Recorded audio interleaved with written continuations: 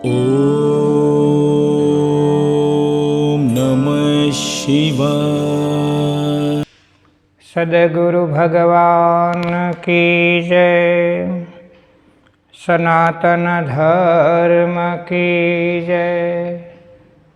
गुरुर्ब्रह्मा गुरुर्विष्णुर् गुरुदेवो महेश्वरः। गुरुः साक्षात् परब्रह्म तस्मै श्री गुरुवे नमः। ओम श्री गणाधिपतये नमः। हरि ओम श्री शिवशक्ते नमः। हरि ओम श्री सरस्वतये नमः। भगवान आ धराव पर 12 ज्योतिर्लिंगे प्रगट्या छे। एमानुं एक नासिक त्र्यंबकथी 29 किलोमीटरना अंतरे पद्मगिरी पर्वत पासे गोदावरी नदीना तट पर भगवान त्र्यंबकेश्वर नामथी प्रसिद्धि पामेलुं छे। आ त्र्यंबकेश्वरनी घणी कथा आपड़ा जीवन ने पवित्र करनारी छे अने भक्ति वधारनारी छे। पूर्व में प्रारब्ध अनुसार धरती पर खूब मोटो दुष्काळ पड्यो। दुष्काळ पड़वाथी चारे बाजू पाणी न मळवाथी घणा बधा जीवो तरस्या अने भूख्या मरवा लाग्या। माणसो पण तरस्या अने भूख्या मरवा लाग्या। त्यारे गौतम नामना एक ऋषि आ पद्मगिरी पर्वत पर पोतानी पत्नी अहल्याना साथे रहता हता। तेणे वरुणदेवने उद्देशी अने खूब मोटुं तप करवा मांड्युं। घणा दिवसो वत्या त्यारे वरुणदेव प्रगट थया। मागो गौतम, तमारी तपस्याथी हूँ प्रसन्न थयो छुं, शुं आपूं? गौतमे जेनुं जीवन परोपकारमय छे ए बधा ज जीव प्राणीओना हित माटे कह्युं छे के हे वरुणदेव, आप कृपा करो अने वृष्टि रूपे समस्त जगत में वर्षो ने आ दुष्काळनो अंत करो। वरुणे ना पाड़ी के ऋषिवर देवताओनी आज्ञाना विरुद्ध में हूँ वरसी न शकूँ। बीजू वर मागो। त्यारे गौतमे कह्युं छे के हे वरुण, हे भगवंत, तमे कृपा करीने अहींया जल स्वरूपे वसो। त्यारे गौतमने वरुणे आज्ञा करी छे के तमे अहींया एक खाडो करावो। एक खाडामां हूँ जल स्वरूपे स्थिति करूँ। त्यारे शिष्योनी मददथी गौतम एक सुंदर मजानो त्यां जमीननी अंदर खाडो तैयार कर्यो, कुंड जेवा आकारनो। त्या वरुणदेव एमां पड्या अने एमां जल स्वरूपे प्रगट थया अने कह्युं छे के आ खाडामां क्यारेय पण जल खूटशे नहीं। पछी तो गौतमे पोताना शिष्योनी मार्फत आजुबाजुमां डाभ अने सामो आदि धान्य उगाड्या छे। बीजा बधा ऋषिओने खबर पड़ी एटले गौतमनी रजा लई अने त्यां वसवाट करवा लाग्या छे। दूर दूरथी जेम जेम ऋषिओने खबर पड़ी के अहींया पाणी अने भोजन मळी रहे छे एटले बधा आववा लाग्या। जोत जोतामां थोड़ा दिवसोमां त्यां एक मोटी वसाहत ऊभी थई गई। बधा त्यां प्रेमथी जल भरी जाय, त्यां धान्य उगाड़े, त्यां यज्ञ यज्ञादि करी अने बधा ऋषिवरो पोताना परिवार साथे त्यां निवास करी रह्या छे। आमने आम घणा दिवस सुधी चाल्युं। गौतम पण भगवाननुं भजन करता करता, परमात्मा शिवनुं यजन करता करता पोतानुं जीवन सरस रीते जीवी रह्या हता। एक वार एवुं बन्युं के गौतम ऋषिए तपस्यामांथी फरीवार पोतानी आँख खोलीने पीवा माटे पाणी मांग्युं। एटले अहल्याए जल्दी शिष्योने कह्युं के जाओ पाणी लई आवो। शिष्यो पाणी लेवा गया त्यारे ऋषि पत्नीओ त्यां जळ भरती हती एणे ना पाडी કે તમે લાઈનમાં ઊભા રહો, તમને પાણી એમ નહીં મળે. સ્વયં અહલ્યાબાઈ આવ્યા છે, ઋષિ પત્નીઓને કહ્યું કે આ ગૌતમ માટે પીવાનું પાણી જોવે છે, થોડુંક અમને ભરવા દો. ત્યારે ગૌતમના એ અહલ્યા સાધ્વી જે હતા એની પાસે પણ એની સાથે પણ ઋષિ પત્નીઓએ તકરાર કરી છે. અહલ્યાબાઈ પાણી ભરીને જતા રહ્યા. ફરીવાર એ ઋષિના ગૌતમ ઋષિના શિષ્યો જળ ભરવા આવ્યા ત્યારે એને અપમાનિત કર્યા અને અહલ્યાબાઈઓને પણ ન કહેવાના શબ્દો કીધા. આ બધી ઋષિ પત્નીઓએ ગૌતમ અને અહલ્યાની સાથે રાગ દ્વેષ કરવાનું ચાલુ કર્યું. મનોમય અને વેરી માનવા લાગ્યા. બધી પત્નીઓએ આવી પોતાના પતિઓને થોડી થોડી વાત વધારીને કરી છે કે આમ થયું તેમ થયું. એટલે બધા ઋષિઓ એકત્ર થયા અને એણે નક્કી કર્યું કે ગૌતમને હવે કેમ પાડી દેવા, ગૌતમને કેમ નીચા દેખાડવા. એટલે એ લોકો ભેગા થઈ અને ગણપતિનું પૂજન કરવા લાગ્યા. ખૂબ સુંદર મજાના અનેક પ્રકારના દૈવો લાવી અને ગણપતિનું યજન ચાલુ કર્યું છે. ઓમ ગમ ગણપતયે નમો નમઃ, સિદ્ધિ વિનાયક નમો નમઃ, રિદ્ધિ વિનાયક નમો નમઃ, ગણપતિ બાપા મોરિયા. ઓમ ગણાનંત્વા ગણપતિર્ઘું હવામહે, પ્રિયાનંત્વા પ્રિયપતિર્ઘું હવામહે, નિધિનાંત્વા નિધિર્પતિઘું હવામહે, યહમજાની ગર્ભધમાત ગર્ભધમાસ. ગણપતિનું આહવાન કરી વિધિવત પૂજન કરવા લાગ્યા. હંમેશા દેવો મંત્રોને આધીન હોય છે, એટલે અમુક સમય જતાં ગણપતિ દાદાનું પ્રાગટ્ય થયું. માગો ઋષિવરો, શું કામ મારું યજન પૂજન કરો છો? ત્યારે ઋષિઓએ કહ્યું છે કે તમારે અમારું કામ કરવાનું છે. ગણપતિ અંતર્યામી છે, બધાના હૃદયની વાત જાણે છે, સમજી ગયા. એણે સમજાવ્યા કે તમને ગૌતમે કૃપા કરીને અહીં વસાવ્યા છે, તમે ગૌતમનું હિત ચાહો, તમે જગતમાં કોઈનું પણ અહિત કરવાનું વિચારો તો અંતે પરિણામમાં આપણું જ અહિત થતું હોય. માટે તમે આ વેરભાવ મૂકી અને ગૌતમના આશ્રય છો તો ગૌતમની સાથે સુલેહ કરો, મિત્રતા કરો. પણ ઋષિઓ માનતા નથી.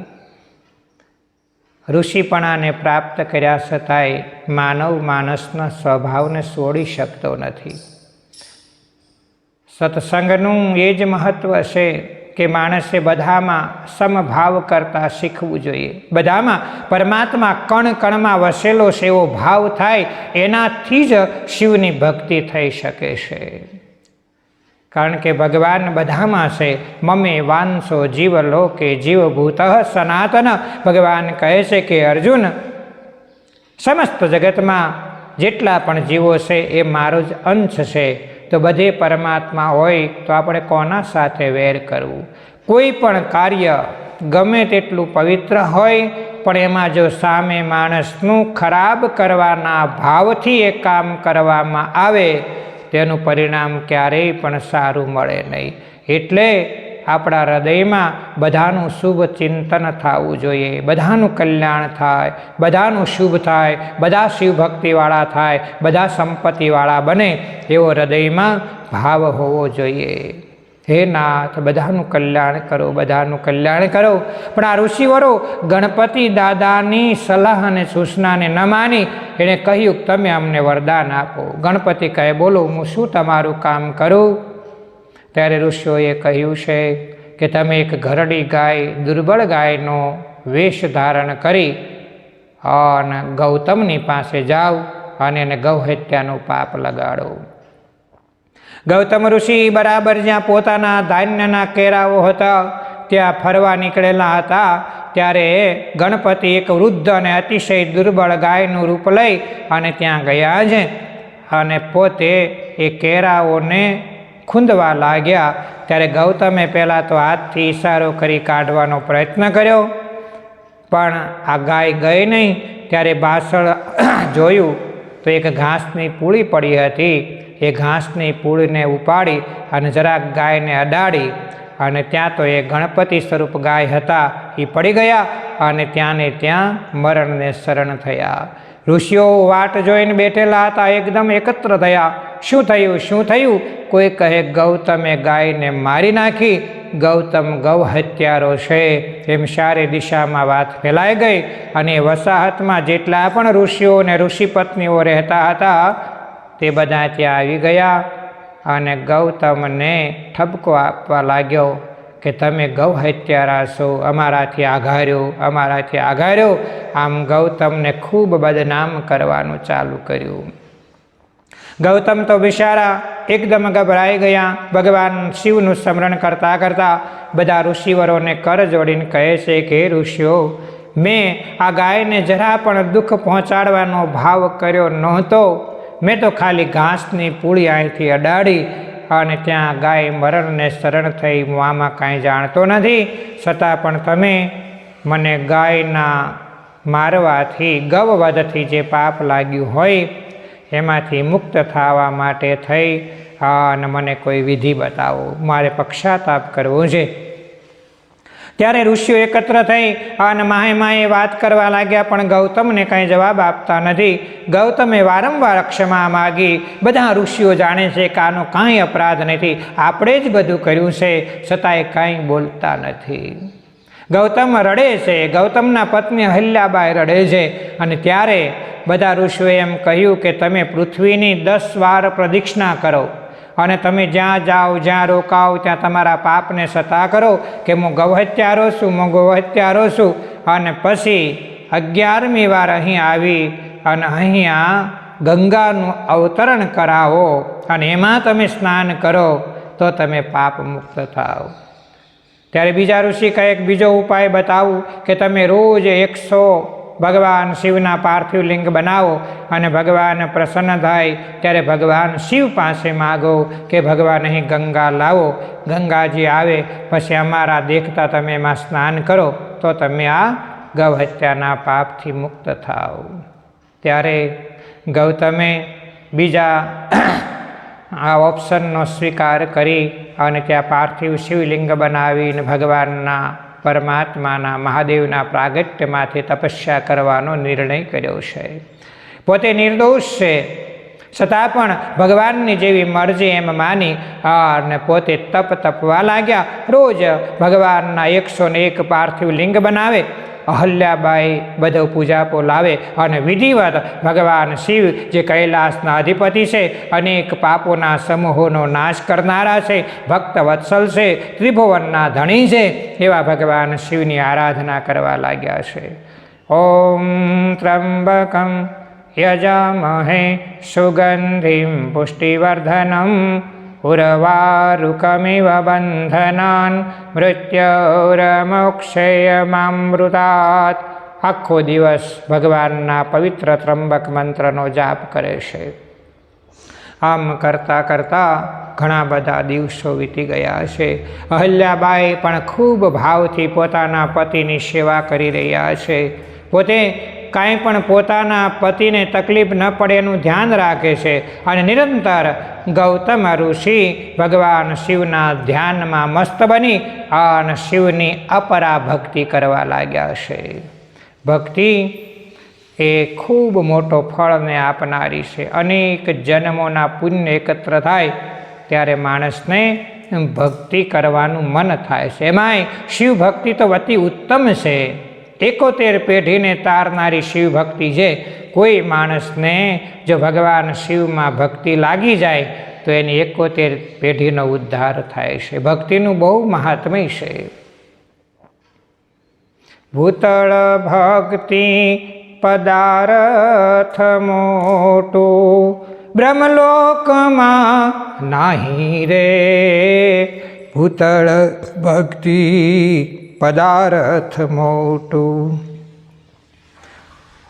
ભૂતળ ભક્તિ પદાર્થ મોટું. અમારો નરસૈયો ગાય છે કે ભૂતળ ભક્તિનું બહુ મોટું ફળ છે. સમય જતાં ભગવાન શિવનું પ્રાગટ્ય થયું છે. માં ભગવતી સાથે શિવ પધાર્યા છે ગૌતમ ઋષિને અહલ્યાબાઈને દર્શન આપ્યા છે. ગૌતમને કહે, માગો, તમારા તપથી હું પ્રસન્ન થયો છું, શું આપું? ત્યારે ગૌતમ રડતા રડતા કહે છે કે પ્રભુ, મારાથી ઘોર અપરાધ થયો, મારાથી ગૌ હત્યા થઈ છે. પ્રથમ તો મને એ ગૌ હત્યાના પાપથી મુક્ત કરો. ત્યારે ભગવાન ક્રોધાયમાન થયા છે કે હે ગૌતમ, તમે નિષ્પાપ છો, તમારા ઉપર કાવતરું કરી આના ઋષિઓએ ખોટી તમારા પર ગૌ હત્યા નાખી છે. તમે એકદમ નિષ્પાપ છો, તમને કોઈ ગૌહત્યા લાગી નથી, હું એ ઋષિઓને દંડ આપવાનો છું. ત્યારે ગૌતમ ઋષિએ માનવતા દેખાડી, ઋષિતા દેખાડી છે, દેવત્વ બતાવ્યું છે કે હે ભગવંત, ભલે એણે જે કર્યું પણ એના પ્રતાપે તો મને તમારું દર્શન થયું છે. પ્રભુ, બધા ઋષિઓને માફ કરો, અને તમે હવે આવ્યા જ છો તો મને વરદાન આપો ને ગંગાને અહીં બોલાવો. ગૌતમના આ સ્વભાવથી, ગૌતમને અક્ષમા કરવાના સ્વભાવથી ભગવાન ઘણા પ્રસન્ન થયા છે. ધન્ય ઋષિવર, આવા જે પરોપકારી પુરુષો, ક્ષમાવાન પુરુષો જે ધરતી પર પગ મૂકે એ ધરતી પણ પવિત્ર થાય છે. કોઈ તમારો અપરાધ કરે, તમારામાં શક્તિ હોય એનો સામનો કરવાની, તમારામાં તાકાત હોય એને દંડ દેવાની, પણ છતાં એને ક્ષમા કરી દો તો બહુ મોટું પુણ્ય થાય. ક્ષમા વીરસ્ય ભૂષણમ, ક્ષમા એ વીરોનું ભૂષણ છે. ત્યારે ગૌતમના તપથી પ્રસન્ન થઈ ભગવાને એ વખતે ગંગાજીને બોલાવ્યા છે. ગંગાજીને કહે છે, અહીંયા તમે સદાના માટે વસો. ગંગાએ પ્રાર્થના કરી, પ્રભુ, હું એકલી નહીં, આપ પણ અહીં બિરાજમાન થાઓ.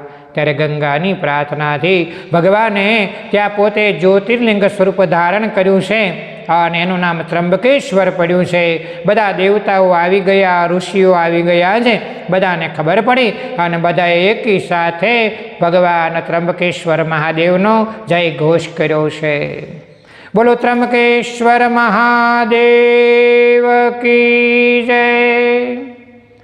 ત્રંબકેશ્વરની આ રીતે સ્થાપના થઈ. બધા ઋષિઓ શોભીલા પડ્યા છે, બધાએ ગૌતમની માફી માંગી છે.